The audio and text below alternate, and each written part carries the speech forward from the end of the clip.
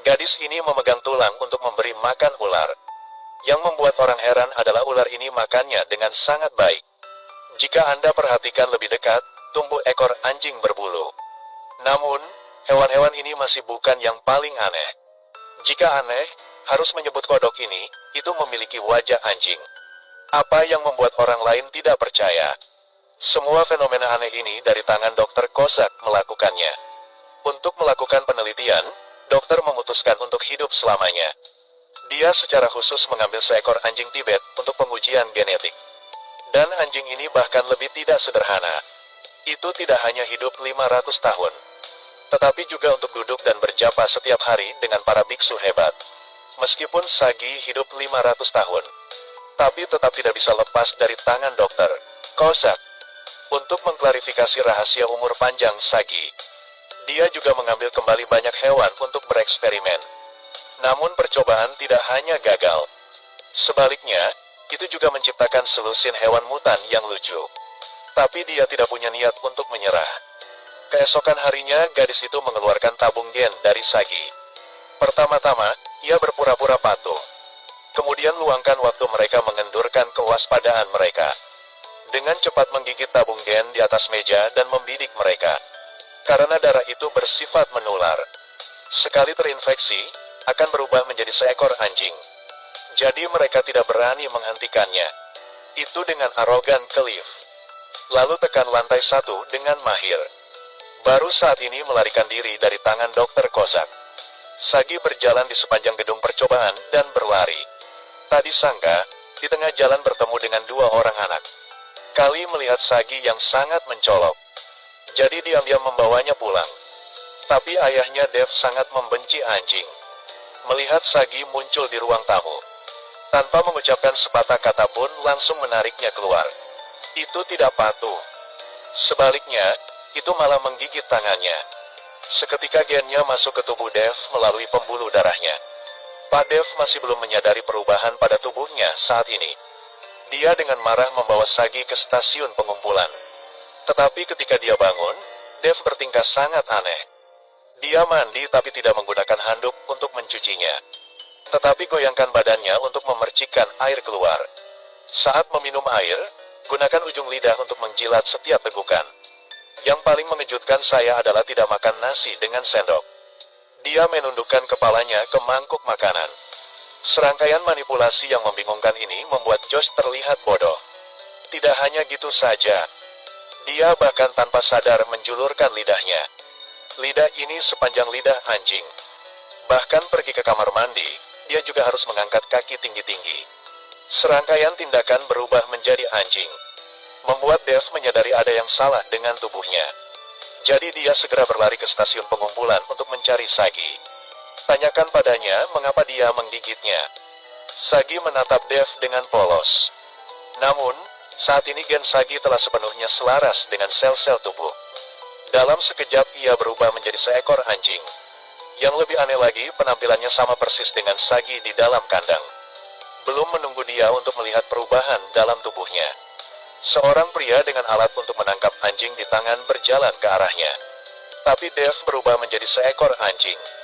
Gerakannya secara fleksibel melalui selangkangan dan melarikan diri. Dia masih tidak menyadari dia berubah menjadi seekor anjing sekarang. Dia berlari dengan gembira di jalan. Sampai dia melewati layar tampilan. Dia baru saja menyadari anjing di layar. Gerakan anjing dan pria itu sama. Dev mengira dia sedang bermimpi. Jadi dia perlahan mundur. Dari jauh, bergegas menuju cermin. Ingin menabrakannya untuk membangunkan dirinya. Akibatnya, belum bangun dari mimpi, giginya hampir patah. Baru sekarang dia menyadari bahwa dia sebenarnya telah berubah menjadi seekor anjing. Dev berubah dan bergegas ke rumahnya. Dia menggunakan hidungnya untuk membunyikan bel pintu. Tetapi Putri Carly pada dasarnya tidak tahu bahwa anjing di depannya adalah ayahnya. Dia pikir Sagi kembali. Karena untuk membuktikan identitasnya, Dev berlari ke ruang tamu. Dia menjatuhkan papan huruf kayu. Gunakan cakarnya untuk memilah kata-kata, "Aku ayahmu." Tetapi anak-anak bergegas berpikir dia menyebabkan masalah. Jadi mereka mengumpulkannya. Carly sekarang mengira dia anjing nakal. berniat membawanya kembali ke penampungan hewan. Dev bingung sejenak. Untuk gadis itu melepaskan ide ini. Dia dengan fleksibel berbaring di rumput agar mencoba terlihat imut. Baru bisa menghilangkan risiko dikirim ke penampungan hewan. Di saat yang sama, gadis berkacamata itu juga pergi ke penampungan hewan. Dia memberitahu penjaga bahwa anjing ini milik rumahnya. Begitu saja, Sagi dibawa kembali ke lab. Juga terkunci dalam sangkar besi. Kali ini, lebih sulit melarikan diri daripada pergi ke surga. Malam itu Dev menemukan cara untuk membuktikan dirinya. Dia pergi ke ruang bukunya, lalu mengambil pensil di mulutnya untuk mengetik kebenaran. Tapi Carly bergegas menutup komputer. Dev sangat tidak mau tahan lagi. Kemudian dia melakukan teknik memakai kacamata yang bagus. Dia ingin menggunakan ini agar anak-anaknya mengenalinya. Tapi mereka mengira Dev dari sirkus. Rebecca menganggapnya menyedihkan. Jadi biarkan dia tidur di garasi. Karena suaminya tidak mengizinkan anjing tinggal di kamar. Tidak tahu bahwa anjing di depan matanya ini adalah suaminya. Tunggu sampai keesokan harinya Dev kembali menjadi manusia. Dia pikir kemarin hanyalah mimpi. Jadi pergi dengan istrinya ke pertemuan orang tua. Tapi sambil berbicara selama setengah jam. Kemudian di luar jendela seekor kucing memprovokasi dia. Siapa yang bisa menahan ini? Dev tidak mengatakan sepatah kata pun dan bergegas datang. Tapi bagaimana bisa dua kaki mengalahkan kucing berkaki empat? Jadi Dev menggunakan lengan dan kakinya. Sekarang kucing itu berlari melewati pagar hijau. Dev segera melompat, menabrak pagar dan dedaunan beterbangan liar. Berlari gila-gilaan mengejar. Lelah berlari, gunakan lidahnya untuk menjilat air tempat keran menyembur. Tunggu sampai suhu tubuhnya turun. Dia terus mengejar kucing itu. Melihat wanita tua menghalangi jalannya. Dev masih bergegas maju seperti itu. Tiba-tiba menabrak wanita tua itu terbang ke atas pohon. Saat ini, bahkan kemunculan dewa tidak dapat menghentikan tekadnya untuk menangkap kucing. Kucing itu sekarang berlari ke meja makan. Dev segera bergegas. Karena makanan di atas meja terciprat ke wajah para tamu, membuat mereka tercengang. Lalu kejar kucing itu ke sebuah gang. Tetapi pada saat ini Dev menyadari ada yang tidak beres. Ketika dia melihat gambar di dalam air, dia baru tahu bahwa dia telah berubah menjadi anjing lagi. Sebelum dia bisa bereaksi, alat penangkap anjing menangkap lehernya. Ternyata tim manajemen kota menangkap Dev. Untungnya, anak-anak berhasil tiba di penampungan hewan tepat waktu untuk menyelamatkan Dev. Tetapi menjadi seekor anjing juga memiliki manfaat yang baik, yaitu mampu mengungkap rahasia para si kecil. Putra Josh tidak suka bermain rugby. Hanya karena ayahnya menyukainya, jadi dia mencoba bergabung. Dev juga mengetahui bahwa dia sengaja memperburuk nilainya. Maka ayah akan membiarkannya mundur dari tim. Dan Carly, harta keluarga, juga mulai jatuh cinta. Dan ketika dia tidak di rumah, dia menyelundupkan pacarnya ke rumah. Sebagai seorang ayah, tentu saja dia harus menghentikannya. Tapi laki-laki itu menggunakan tulang untuk menipunya. Tunggu sampai dia memasuki ruangan lagi. Lalu yang menunggunya adalah suara pintu yang berat menutup. Bahkan hari ulang tahun pernikahan ke-10 pasangannya. Dia hanya harus menyimpan bunga di mulutnya di luar restoran untuk menonton. Ini membuat Rebecca mengira Dev telah berubah cintanya. Bahkan anjing itu memberinya bunga. Tapi sang suami bahkan tidak meneleponnya. Dia yang patah hati memeluk Dev dan terisak di dalam mobil. Jika bukan adalah seekor anjing, maka dia tidak akan tahu di hati anak dan istri. Dirinya begitu buruk. Dia seorang pengacara yang hanya tahu bekerja. Perhatian terhadap keluarga semakin berkurang. Hari ini Dr. Kozak mempercayakannya dengan kasus pembakaran. Menemukan bahwa terdakwa mengatakan laboratorium. Ada katak berwajah anjing dan ular berekor anjing. Mitos-mitos ini pada dasarnya tidak ada yang percaya. Itu juga membuat orang banyak tertawa. Tapi Dev percaya pada kata-katanya. Dokter Kozak segera meninggalkan tempat kejadian. Hal ini membuat Dev semakin percaya bahwa perusahaan ini memiliki sesuatu yang tidak biasa. Jadi pada malam hari, dia berubah menjadi anjing lagi. Menyelinap ke gedung eksperimen Dr. Kozak. Ingin menyelidiki apa rahasianya di sini. Ketika dia menemukan lab, Menemukan Dokter Kozak hadir. Dia bersiap untuk memberi bosnya ramuan keabadian. Tetapi setelah disuntik, tubuh bos tidak berhenti kejang-kejang. Maka obat itu telah diubah menjadi obat demensia sebelumnya. Tujuannya agar bosnya menjadi lumpuh. Dengan demikian, mengendalikan seluruh bangunan eksperimental ini. Adegan ini baru-baru ini dilihat oleh Dev di ventilasi. Dia segera berlari keluar dari laboratorium. Tapi dia berubah menjadi anjing. Dokter Kozak dengan jelas melihat melalui kamera. Dev bergegas pulang. Dia melompat dari sofa. Tarik kotak huruf kayu di rak buku ke tanah. Sebelum anak-anak datang, Dev akhirnya menggunakan kakinya untuk membentuk kata, "Aku ayahmu." Ini mengejutkan anak-anak. Ayahnya adalah seekor anjing. Sekarang dia mencium bau yang aneh. Ternyata ada anjing berwajah tebal kencing di pintu. Dia hendak bergegas keluar untuk menghentikannya. Lalu tiba-tiba sambaran petir menyambarnya. Tersengat listrik dan jatuh ke tanah. Yang menyetrumnya adalah gadis di laboratorium. Begitu saja, Dev dibawa kembali ke lab. Dokter Kozak berniat menggunakan berbagai alat untuk menyiksanya. Dengan wajah sangat puas menunjuk ke arahnya. Tanpa diduga, Dev terkunci dalam sangkar menggigit jarinya. Namun, luka kecil ini tidak diperhatikan. Namun baru dalam hitungan detik, tubuhnya bereaksi untuk berubah menjadi seekor anjing. Tingkat penularan ini sebanding dengan risiko biokimia.